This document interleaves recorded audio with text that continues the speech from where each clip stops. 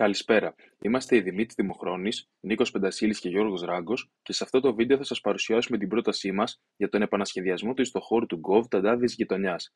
Πρόκειται για ένα λειτουργικό πρωτότυπο που αναπτύξαμε στα πλαίσια του μαθήματος Επικοινωνία Ανθρώπου-Μηχανής στο τμήμα Πληροφορικής και Τηλεπικοινωνιών του ΕΚΠΑ.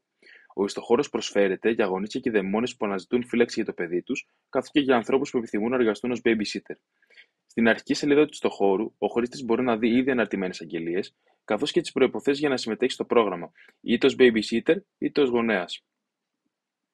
Από την μπάρα αναζήτησης μπορεί να κάνει ένα αρχικό φιλτράρισμα με βάση την πόλη που διαμένει και την ηλικία του παιδιού του. Έτσι, οδηγείται στη σελίδα αποτελεσμάτων, όπου υπάρχουν διαθέσιμα περισσότερα φίλτρα, καθώς και οι babysitter που ικανοποιούν τα κριτήριά του.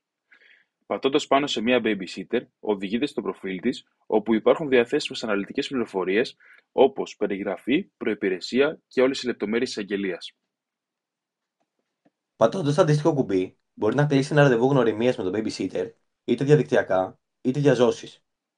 Μετά το ραντεβού, σε περίπτωση συμφωνίας, ο γονιός μπορεί να ξεκινήσει τη δημιουργία ενός φωνητικού, συμπληρώνοντας τα στοιχεία που του ζητούνται και περιμένει τον επαγγελματία να το αποδεχτεί.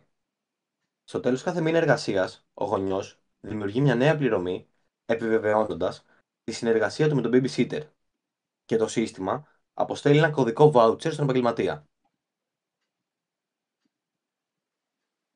Τώρα θα δούμε τη σελίδα από την πλευρά του babysitter, ο οποίος αφού συνδεθεί μεταφέρεται στο dashboard του, όπου αφού οδηγηθεί στο προφίλ του μπορεί να επεξεργαστεί τα προσωπικά του στοιχεία και στο βιογραφικό του να προσθέσει προϋπηρεσία και συστατικές επιστολές.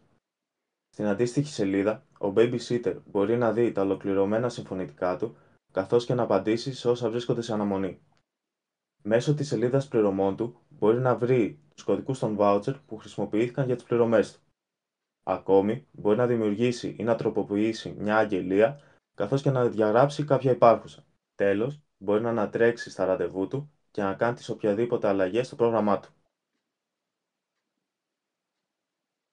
Ευχαριστούμε πολύ για τον χρόνο σας.